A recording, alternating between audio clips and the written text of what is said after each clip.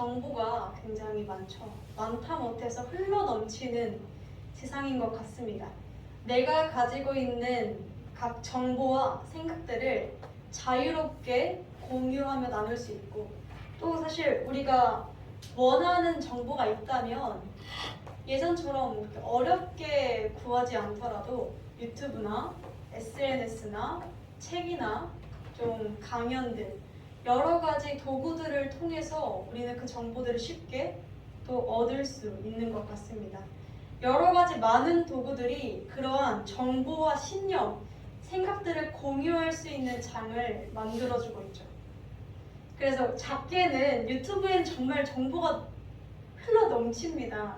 정말 작게는 각 전공에 대한 하나의 그런 전공 분야에 대한 이야기부터 인생에 대한 이야기, 경제, 정치, 가릴 것 없이 굉장히 많은 정보들을 담고 있고 또 나눌 수 있는데요.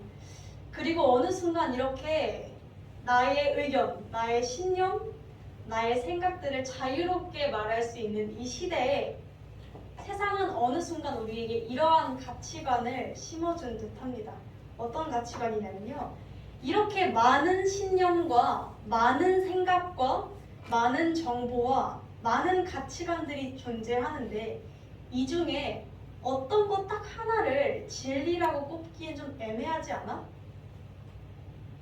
어떤 거 하나만 옳다라고 말하기에는 이 사람 말도 맞는 것 같고 이 사람 인생도 맞는 것 같지 않니? 라고 하면서 그냥 모두가 다를 뿐이야. 옳고 그른 건 없어. 진리라는 건 없어. 그냥 각자 인생이 다 다를 뿐이고 각자 옳다고 추구하는 방향이 다를 뿐이야 라고 우리에게 속삭이고 있는 것 같아요. 그래서 지금 우리가 살아가고 있는 시대에서 가장 추구하는 최고의 미덕은 무엇이죠? 존중과 다양성에 대한 존중과 이해와 배려죠. 예전 같으면 쉽게 말을 꺼내지 못했을 법한 이야기도 이제는 쉽게 합니다. 왜?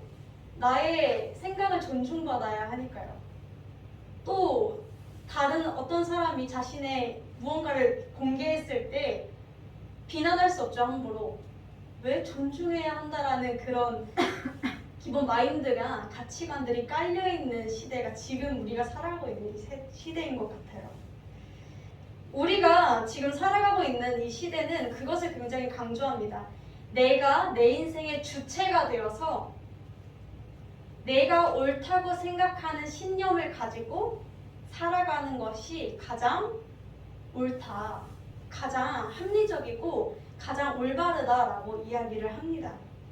개개인의 다양성을 존중해야 해라고 이야기하고 모든 이들의 가치관이 존중되어져야 해라고 이야기합니다. 그래서 인권에 대한 문제가 굉장히 많이 이슈가 되고 있죠, 최근 들어서. 참 우리가 이렇게 이런저러한 생각들을 또 신념들을 가치관들을 듣다 보면 맞는 이야기 같아 보입니다. 이 사람의 이야기도 어느 정도 맞는 것 같고 저 사람의 이야기도 또 맞는 것 같습니다.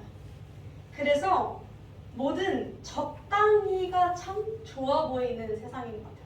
양극단에 치닫지 않고 적당히 중간 정도 위치에서 이것도 괜찮고 저것도 괜찮아 라는 위치에 서 있는 게 가장 지혜롭게 21세기를 살아가는 방법 아닐까? 라고 많은 사람들이 생각하는 것 같아요.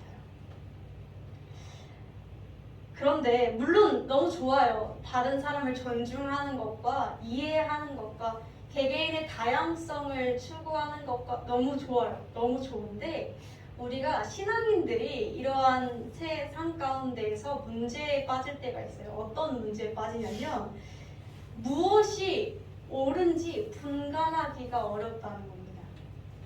너무나 많은 가치관들이 존재하고 너무나 많은 정보들이 존재해서 어떤 것이 옳은지 어떤 것이 그른지 분별하지를 못해요. 약간 전에 이제 목사님께서 설교 때 예화로 이런 이야기들을 들으셨는데 요즘 사람들이 많이 가지고 있는 가치관 중에 이런 것들이 있어요. 좀 작게는 이런 것들이 있죠. 결혼 전에 동거를 해봐야 한다 라는 좀 약간 논란거리가 될 만한 이야기죠. 이런 이야기들을 하는데 왜 동거를 해봐야 되냐라고 물어보면 이렇게 이야기를 해요. 이혼하는 것보단 파혼하는 게 낫고, 파혼하는 것보단 연인 간의 이별로 끝내는 게 낫지 않겠냐. 그러려면 먼저 잘 맞는지 아닌지 한번 살아보는 것이 몇 개월 동안 나의 흔적에 남지 않고 깔끔하고 좋지 않냐라고 이야기를 해요. 이렇게 들었을 때 물론 우리 굉장히 보수적인 신앙인들이니까 그 무슨 소리야 라고 하실 분도 있겠지만 어느 정도 그럴듯한 이야기처럼 들리지 않나요? 저는 약간 제가 만약에 신앙을 가지지 않았더라면 저는 충분히 그럴듯하다고 생각했을 것 같아요. 이혼하는 것보단 낫지라고 생각을 했을 것 같아요. 이렇게 굉장히 우리의 귀에 쏙쏙 들어오는 이야기들이 굉장히 많이 존재한단 말이에요. 여기저기서 많은 가치관들을 내세우고 자신의 신념들을 주장하는데 그런 이야기들이 꽤 그럴듯하게 들려요. 그래서 우리는 이러한 세상 가운데서 때로는 신앙과 세상이 부딪히는 그런 순간이 올 때마다 의문이 생기기도 하고, 신앙에 대한 의문, 내가 이것을 왜 지켜야 하는 거지? 라는 의문이 들기도 하고, 또 세상의 이야기에 솔깃하기도 하며, 또 때로는 어느 정도 타협을 할 때도 있는 것 같아요. 그래서 이런 생각도 듭니다. 오히려 너무나 평화로운 이 시대가 신앙을 가지기에 더 어려운 시대가 되지 않았나 라는 그러한 이야기들을 종종 하곤 해요. 오늘은 우리가 우리의 이런 때로는 되게 팔랑팔랑거리는 우리의 팔랑귀와 같은 마음들, 그런 마음과 굉장히 비슷한 한 사람을 소개하고자 합니다. 누구냐면요, 아합 왕입니다. 혹시 아합 왕을 아시나요? 아합 왕. 아합 왕이 우리랑 참 비슷해요. 자, 아시는 분들은 표정이 굳어져야 됩니다. 아합 왕이 누군지 아시는 분들은 표정이 굳어져야 돼요. 왜냐면 아합 왕이 참 성경에서 굉장히 악하게 나오거든요. 근데 우리가 오늘 저와 여러분이 아합의 이야기를 좀 차근차근 나눠보면서 분별하기 어려운 이 시대 속에서 우리가 과연 어떤 자리에 서 있어야 하는지를 깨달아 나가게 되기를 간절히 소망합니다. 자, 아합은 어떤 사람이었을까요? 아합은 열왕기상 16장 30절에서 33절에 그의 인생을 간결하게 표현합니다. 어떻게 표현하냐면요, 이렇게 이야기해요. 이전의 모든 사람보다 여호와 보시기에 악을 더욱 행하여, 또 죄를 따라 행하는 것을 오히려 가볍게 여기며 모든 왕보다 심히 이스라엘 하나님을 노하게 하였더라 라고 성경에서 그의 인생을 기록하고 있습니다.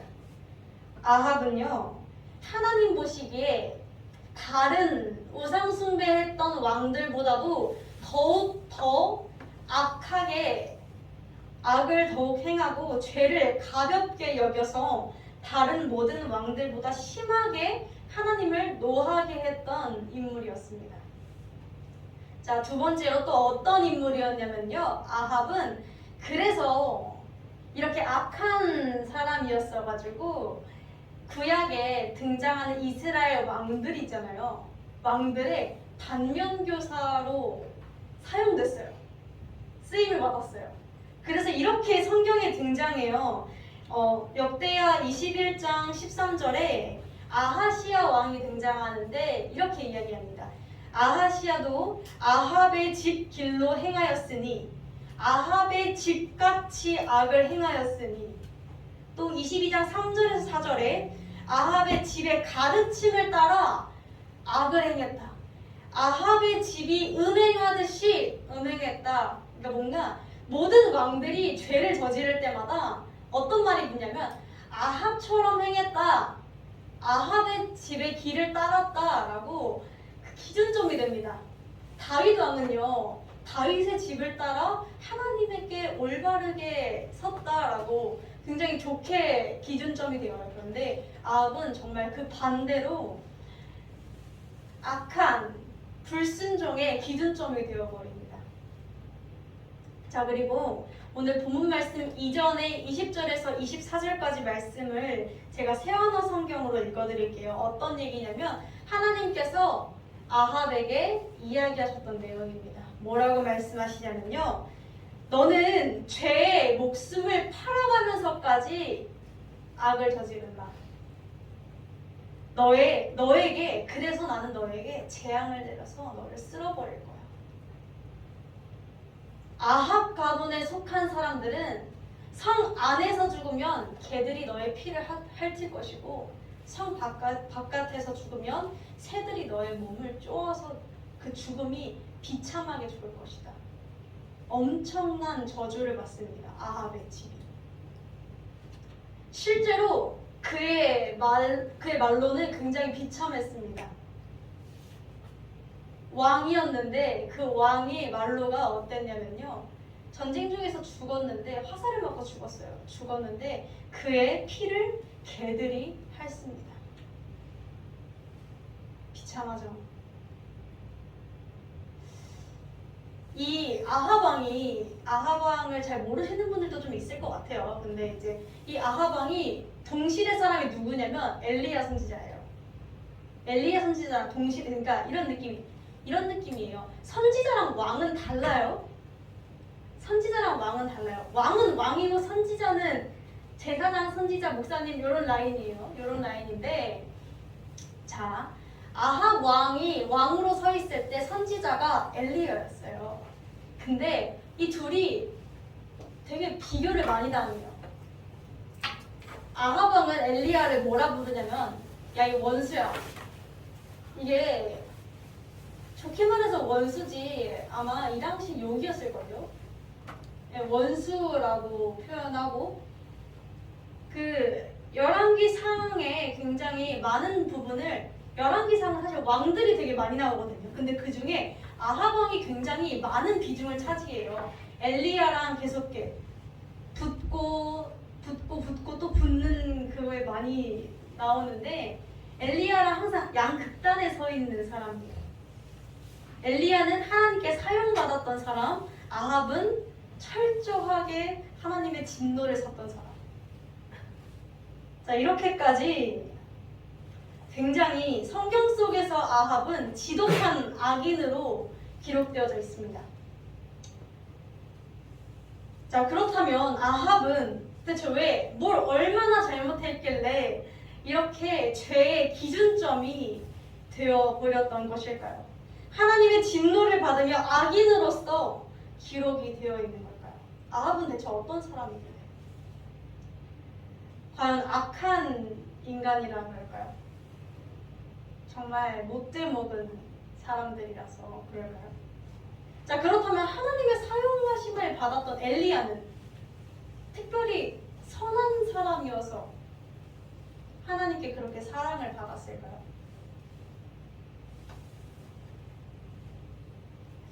사실 그렇지도 않아요. 엘리야에 대해서 야고보서에서는 어떻게 기록하냐면 엘리야는 우리와 성품이 같은 사람이야 라고 얘기해요. 엘리야든 아합이든 다 똑같은 사람이야. 우리랑 똑같이 생각하고 우리와 똑같은 감정을 가진 그런 연약한 사람들일 뿐이야 라고 이야기해요. 자, 그렇다면 유난히 성품이 선하고 악해서는 아닌 것 같아요. 그렇죠? 그래서 그렇게 악하게 기록된 건 아닌 것 같아요. 그리고 아합 왕이 실제로 어떤 사람이었냐면요. 나름 꽤 유능한 왕이었어요. 왜 우리가 성경 속에서 하도 악인이라고 적혀있다 보니까 괜히 독재자일 것 같고 괜히 막 전쟁 광일 것 같고 약간 이런 생각들이 드는데 그런 이미지가 박혀 있는데 이 당시 아합 왕은 정말 유능한 왕이었어요. 굉장히 안정적으로 정치에 그 기술이 탁월했던 사람이었어요. 어떻게 해야 정치적으로 외교적으로 완만하게 할 수 있는지를 굉장히 머리가 빨리빨리 돌아가는 사람이었어요. 그래서 이 당시에 이렇게까지 이 당시는 하도 이렇게 왕을 갈아치우는 일이 많아서 이렇게 아들의 쭉 이어져서가 아니라 아들 됐다가 반역 일어나서 또 다른 집이 왕되고 약간 이랬거든요. 이 아합네 집이 오래 갔어요. 좀 이게 왕권 강화가 되게 잘 됐거든요. 진짜 잘했어요. 꽤 똑똑한 사람이었어요. 아합은.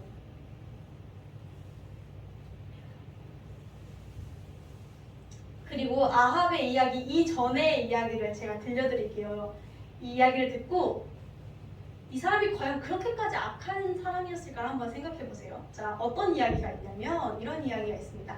아합이 왕으로 있을 때 아람이라는 나라와 전쟁이 붙었어요. 근데 이 아람이라는 나라가 하나님을 업신여기던 나라였거든요. 그래서 아합 왕이 하나님께 기도하고 구했어요. 하나님, 우리가 어떻게 해야겠습니까? 물어봤어요. 하나님, 우리 전쟁할 수 있겠습니까? 나 좀 무서운데. 왜냐면 아람 군대 수가 장난이 아니었거든요. 좀 무서운데 괜찮겠습니까? 이렇게 물어요. 선지자의 말을 들어요. 자, 그랬는데 하나님께서 뭐라 하시냐면 내가 너를 사용해서 쟤네들 너의 손에 붙여줄게 라고 하세요. 하나님께서 아람 군대를 벌하려고 하시는 그 계획에 아합을 사용하세요. 잘 순종하고 여쭤보고 사용하세요. 자, 그런데 하나님이 분명 아람에 벤하닷이라는 왕을 죽여버린다 하셨거든요. 근데 아합이 너무 인자해요. 너무 물러 터지는 사람이에요. 그래서 벤하닷을 살려줬어요. 뭐 했어요? 불순종했어요. 그래서 하나님의 진노를 받았어요. 이게 아합 왕이 있었을 때 이야기인데 이 이야기를 들었을 때 그가 정말 엄청나게 악하게 여겨지시나요? 그냥 우리랑 비슷한 것 같아요. 하나님한테 물어보기도 했다가 하나님께 사용받기도 했다가 불순종해서 혼나기도 하고 그냥 평범해요. 그렇죠? 평범한 사람이었어요. 자, 그렇다면 하나님께서는 왜 이렇게 아합을 악인이라고 표현하시면서 이 아합은 하나님의 진노를 얻고 이렇게까지 타락의 길로 걸었을까요? 오늘 이제 우리가 본문을 이제 볼 건데 본문 속에서 아합을 보면은 굉장히 짧아요. 25절에서 일단 27절까지 보시면은 아합의 모습을 한번 볼게요. 두 가지의 모습이 나오는데 굉장히 웃깁니다. 뭐가 웃기냐면요, 이래요. 예로부터 아합과 같이 그 자신을 팔아서 여호와 앞에서 악을 행한 자가 없음은 그를 그의 아내 이세벨이 충동하였음이로라. 그런데 27절에 아합이 이 모든 말씀을 들을 때에는 그의 옷을 찢고 굵은 배로 몸을 동이고 금식하고 굵은 배에 누우며 또 풀이 죽어 다니더라. 여기선 행보도 천천히 한지라 했는데 개역개정에서는 또 풀이 죽어 다니더라 라고 표현을 해줬어요. 자, 아합이 성경 속에서 이 짧은 기록 속에서 뭐라 기록하냐면 굉장히 악한 사람이었던 동시에 하나님의 말씀을 듣자마자 27절에 이 모든 말씀을 들을 때에는 또 금방 풀이 죽어서 시름시름 앓고 금식하고 눈물 또르르 흘리던 그런 사람이었어요. 그러니까 이렇게 보면은 귀가 얇은 사람이었던 것 같아요. 가만 보면 분위기 잘 타고 옆에 누가 있느냐에 따라서 이게 확 변하는 사람이었나 봐요. 금방 이세벨이 옆에서 이세벨은 바알을 섬기던 사람이었거든요. 이방 여자였어요. 이세벨이 와서 막 이렇게 수덕수덕 야 사마리아에 바알 섬기는 신전 좀 세워봐 이러면서 수덕수덕 해서 또 막 그래 와이프 말은 들어야지 하면서 또 했다가 하나님이 또 뭐라고 하시면 금방 또 풀이 죽어서 죄송합니다 잘못했습니다 약간 이렇게 좀 뭔가 줏대도 없고 약간 우유부단한 그런 모습을 보여줘요. 자, 그런데 우리가 오늘 본문 말씀 속에서 우리가 중요하게 생각해야 되는 것은 이것입니다. 무엇이냐면요. 자, 아합이 하나님께 진노를 얻었던 이유는 그가 특별히 악해서, 그가 특별히 엄청난 정말 너무나 지독히 악한 사람이었어가 아니라 그가 무엇을 들었느냐에 따라서 그의 삶이 달라졌기 때문이에요. 자, 우리에게 있어서 인풋, 듣는 것이 굉장히 중요합니다. 왜? 이 들음이 나의 생각을 지배하거든요. 내가 무언가 말을 듣게 되면 이 들은 말이 나의 생각을 지배하게 됩니다. 나의 생각을 지배하는 이 들음은 곧 나의 말과 행동이 되어서 나타나집니다. 그래서 내가 무엇을 듣느냐는 굉장히 중요합니다. 이것이 나의 삶을 결정짓기 때문에 나의 삶의 방향을 결정짓기 때문에 굉장히 중요합니다. 우리가 25절만 봤을 때는 이렇게 말씀하세요. 그 아합이 악중의 죄에 자신을 팔아서 죄를 지을 정도로 악했던 이유가 그 안에 이세벨이 그를 충동했기 때문이로라 이렇게 이야기를 하세요. 우리가 여기까지만 보면 어떤 생각이 드냐면 이세벨이 희대의 악녀였네. 이세벨이 문제네. 이세벨이랑 결혼하면 안 됐네. 물론 결혼하면 안 됐죠. 하나님의 율법에 어긋나는 일이었지만 뭔가 책임이 자칫하면 이세벨에게만 넘어가는 거예요. 자, 그렇게 되면 우리가 이걸 받아들이면 이대로만 받아들이면 우리는 어떻게 하는 줄 아세요? 그래? 하나님 안 믿는 사람들은 만나지 말아야 돼. 교회 안에서만 있어야 돼. 신앙이 같은 사람들과만 이야기를 해야 돼. 왜? 나를 지켜야 되니까. 자, 그런데 우리가 여기서 멈추지 말자고요. 여기서 멈추지 말고 그 다음 27절을 보게 되면은 하나님의 말씀이 등장합니다. 27절과 함께 보았을 때 우리가 알 수 있는 것은 이것입니다. 아합에게는 이세벨의 이야기도 분명 들렸지만 그와 동시에 하나님의 말씀도 그에게 들렸다라는 사실이에요.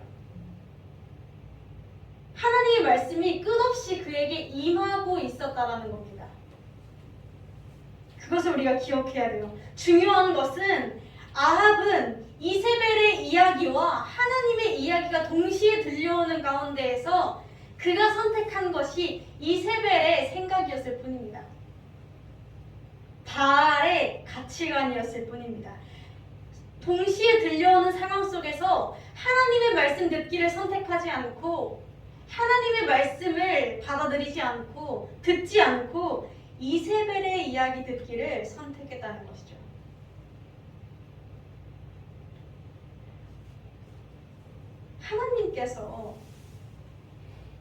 하나님께서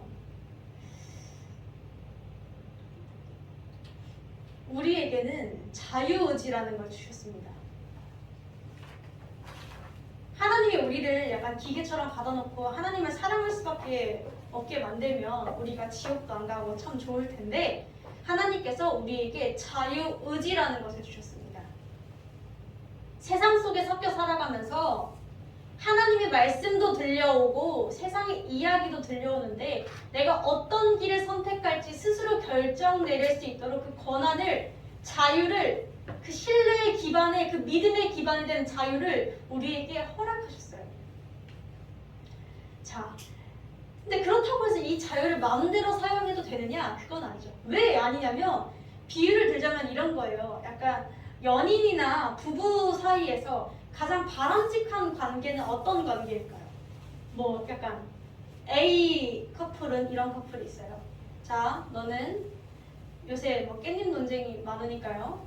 깻잎 논쟁이 있을 때 너는 저 여자랑 3초간 눈이 마주치고 저 여자가 아 정말 힘들어 이걸 떼줘 라고 하면 그걸 손에 대고 이렇게 깻잎도 모르시나 봐요. 반응이 없네?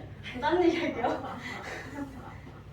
약간 그런 거 있잖아요. 너는 여자가 이렇게 지나오면은 안녕이라고만 인사를 해야 되고 여자가 연락이 오면은 딱 정해져 있는 매뉴얼이 이대로만 행동을 해야 되고 너는 나를 사랑해야 되니까 몇 시까지 통금은 지켜야 되고 뭐 게임은 몇 번 해야 되고 뭐 약간 모임은 몇 번 가져야 되고 이렇게 딱딱딱딱 규율을 정해놓은 어디 갈 때마다 인증샷 보내고 어디 갈 때마다 영상통화하고 이렇게 딱딱 정해놓은 A 커플과 B 커플은 너를 믿으니까 너에게 자유를 주고 신뢰를 주면서 너가 잘 행동해 알아서 해 하지만 이 신뢰를 받은 상대방이 사랑하고 함께 걷기로 한 관계고 함께 동행하기로 한 관계니까 상대방을 생각하면서 나의 행동을 조심하며 함께 맞춰 걸어나가는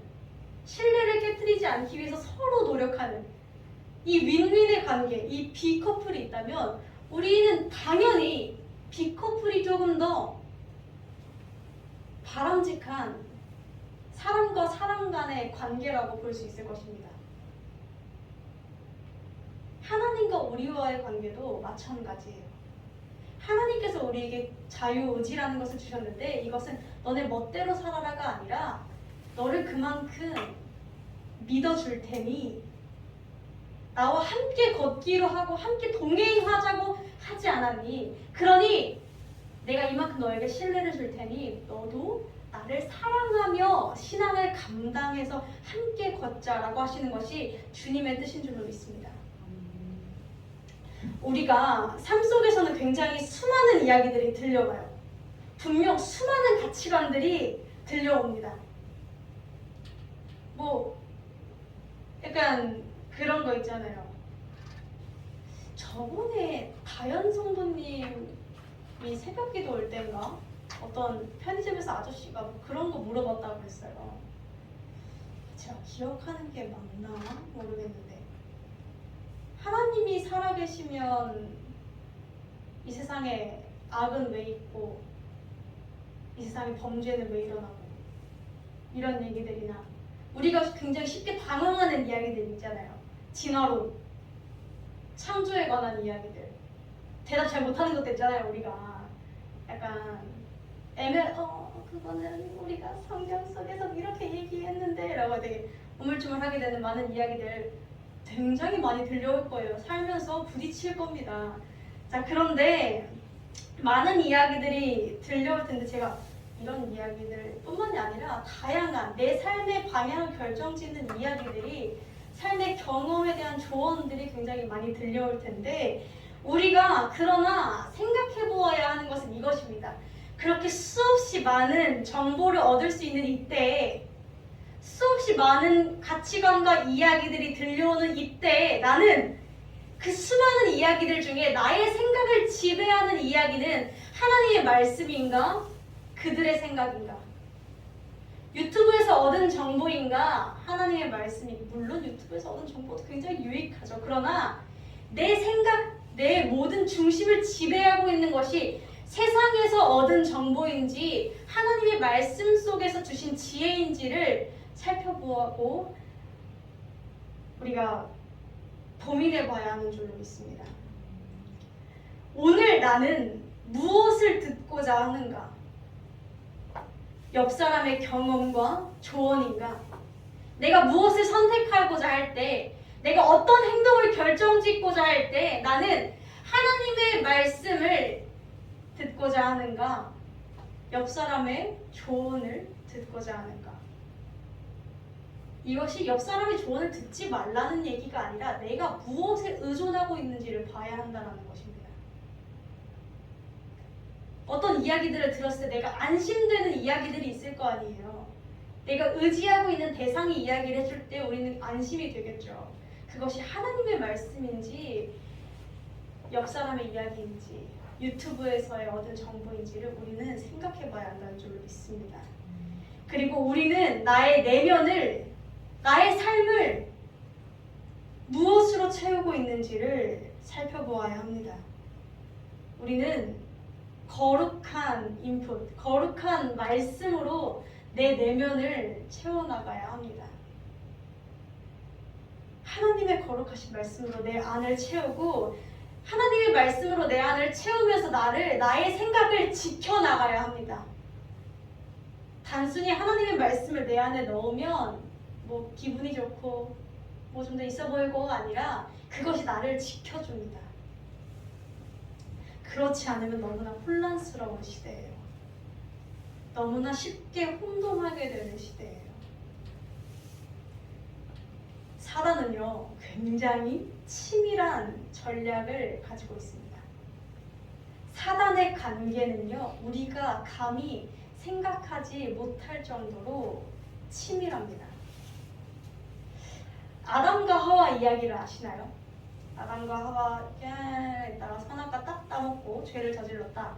자, 이때 뱀이 등장합니다. 뱀이 사단이죠. 뱀이 아담과 하와를 꼬드겨낼 때 굉장히 치밀했습니다. 네, 진짜 치밀했어요.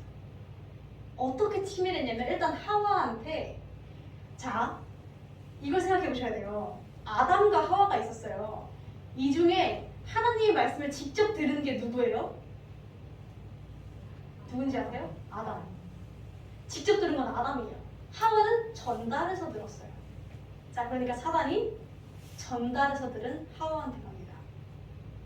자, 하와는 하나님의 말씀을 몇 가지를 착각하고 있는 것들이 있었거든요. 이것을 하나님께서 선악과를 먹지 말라 하셨는데 하와는 어떻게 알고 있었냐면 먹지도 만지지도 말라라고 알고 있었어요. 틀렸죠? 두 번째 뭐 틀렸냐면 하와가 뭐였더라? 갑자기 생각이 안 나네요.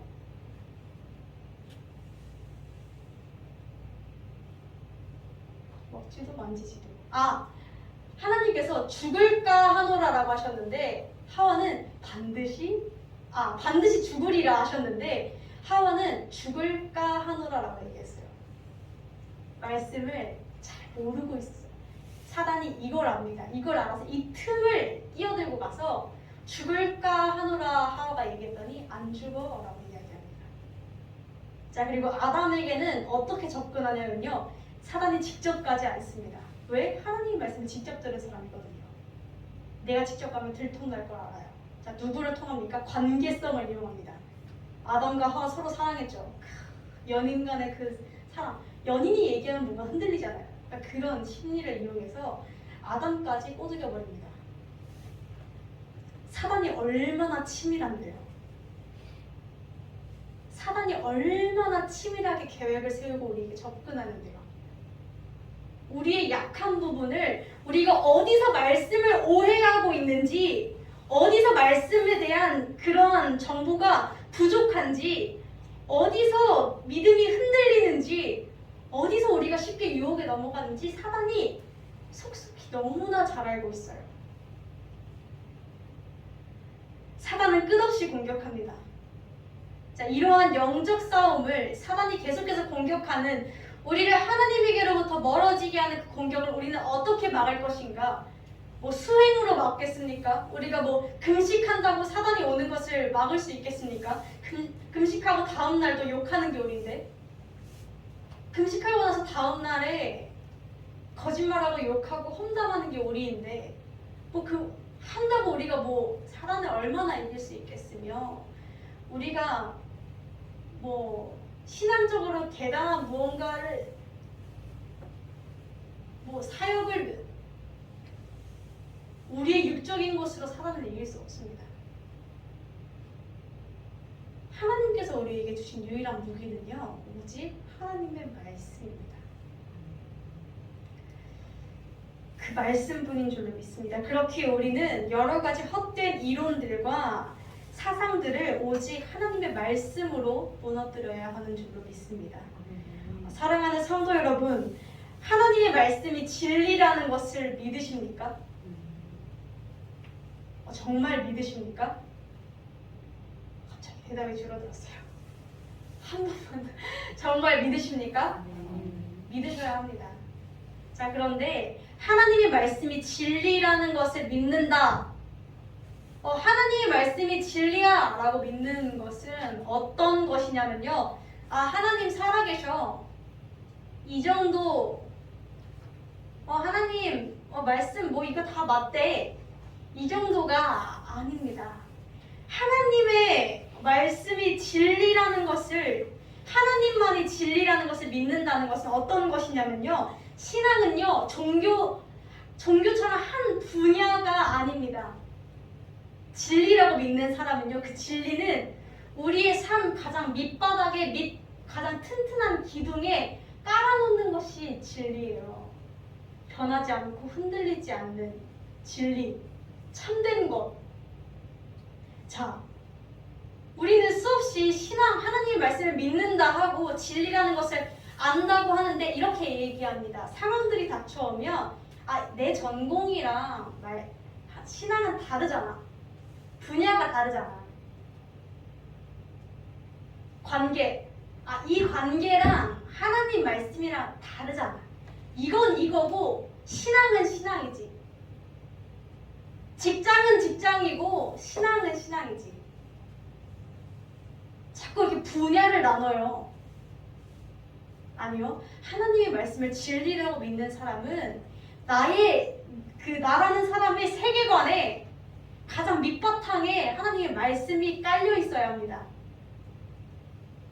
그리고 그 기둥에 말씀을 쌓아놓고 그 위에다가 하나하나 다른 것들을 말씀 위에 쌓아 올리는 사람이 하나님의 말씀을 진리라고 받아들이는 사람인 줄로 믿습니다. 아합은요, 자신을 죄에다 팔아서 악을 행했습니다. 분별하지 못했어요. 무엇이 옳고 그른지, 이세벨의 말이 맞는지 하나님의 말씀이 맞는지 분별하지를 못했어요. 자, 그런데 이것은 이세벨 탓만 할 것이 아닙니다.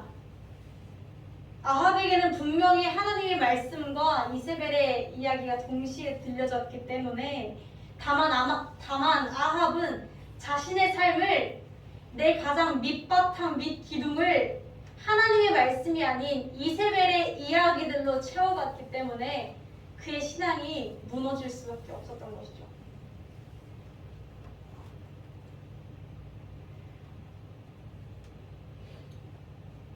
우리가 끝없이 고민해야 하는 것은, 나는 오늘 무엇을 듣는 자리에 서 있겠는가? 하나님께서는 말씀하십니다. 들을 귀 있는 자들은 들을지어다.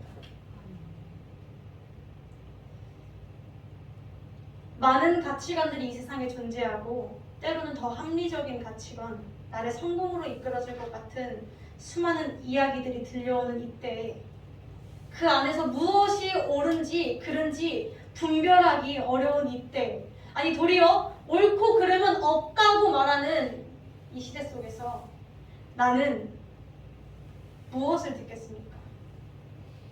무엇으로 내 안을 채우시겠습니까? 우리는 하나님의 말씀으로 내 안을 채워야 합니다.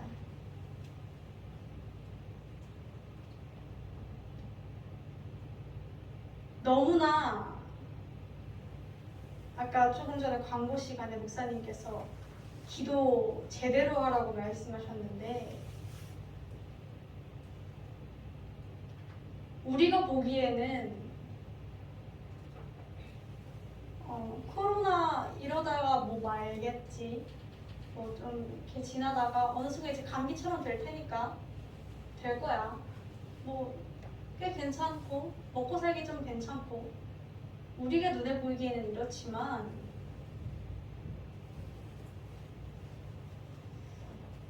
갈수록 점점 더 어려운 시대가, 이전보다 더 어려운 시대가, 하나님의 때가 점점 더 가까워지고 있다는 것을 기억하시기를 바랍니다. 하나님의 때가 가까워질수록 사단은 타락할 것입니다. 사단은요, 어떻게든 우리를 혼란스럽게 하고 어떻게든 타협하게 하고 어떻게든 우리를 무너뜨리게 하려고 끝없이 이야기들을 들려줄 것입니다.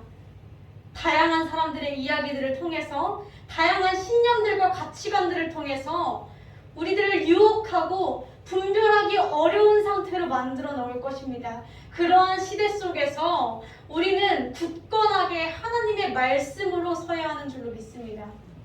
그 말씀을 내 안에 받아들이고 듣고 그 말씀으로 살아내야 하는 줄로 믿습니다. 그것이 우리가 살아낼 수 있는 유일한 길이며 진리이며 생명인 줄로 믿습니다.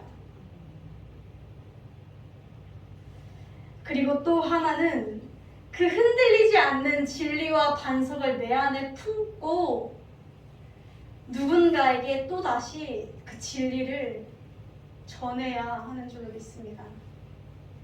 결코 이세벨과 같은 자리에 서지 마세요. 이 사실을 기억하세요. 많은 제가 삶의 예배를 드려야 된다, 영향력, 하나님의 선한 영향력을 끼쳐야 된다라고 이야기를 드리며 굉장히 대단한 무언가를 해야 할 것만 같은 압박감에 시달리시는 분들이 간혹 있고 저도 가끔씩은 그런 거룩한 부담감이 들 때가 있어요. 그런데 이 사실을 기억하세요. 그리스도인들과 비그리스도인들은 세계관이 달라요. 세계관 자체가 달라요. 그래서 세계관이 다른 사람은 내 안에 말씀으로 채워지기만 하면, 내 안에 세계관이 하나님의 말씀으로 견고히 서 있기만 하면 그 존재 자체로 영향력입니다.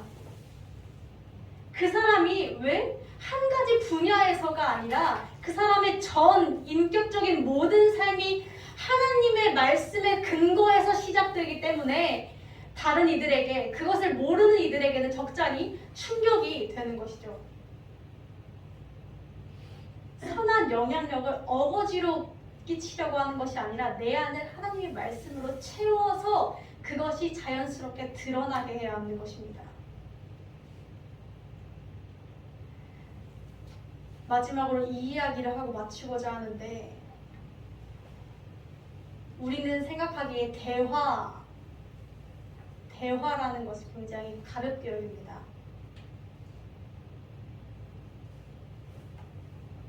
제가 최근에 대화를 거절당한 일이 있었어요.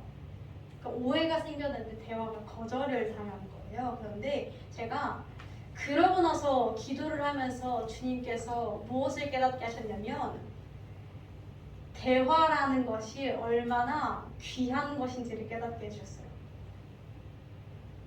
하나님께서 허락하지 않으시면 나는 대화를, 내 이야기를 할 수 없더라고요. 그 대화는 하나님께서 주신 귀한 시간이었어요. 우리는 대화를 굉장히 가볍게 생각합니다. 그냥 말하는 거지. 아니요, 하나님이 주신 은혜입니다. 예수님은요, 그 대화를 사용하셔서 요한복음에 오후 예배 때 요한복음 하고 있죠. 요한복음에 사람들 한 명 한 명 이렇게 등장하는데 예수님께서 계속 대화를 사용하셔서 그들을 살려내세요. 대화라는 것이 얼마나 큰 축복인지, 내가 내 가족과 대화할 수 있는 기회, 예수를 전할 수 있는 기회를, 그 순간을 대화로서 함께함으로써 그 시간을 허락하셨다는 것을 얼마나 감사하고 귀하게 생각해야 하는지 모릅니다. 그런데 우리는 그 순간을 악으로 채우면서, 욕설로 채우면서, 남 험담으로 채우면서, 거짓으로 채우면서 이렇게 얘기합니다. 선한 영향력을 어떻게 끼치는 건데요? 뭘 어떻게 끼쳐요? 작은 것에서부터 하나님이 주신 그 시간, 순간, 한순간, 오늘 하루, 그 순간을 하나님이 주신 하나님의 말씀으로 채워나가고 그 말씀으로 살아내기를 원합니다. 그럴 때 우리가 아합의 길이 아닌 엘리야의 길로 걸어가게 될 줄 믿습니다. 내 안을 주님의 말씀으로 채우고 그 말씀으로 살아내시기를 간절히 소망합니다.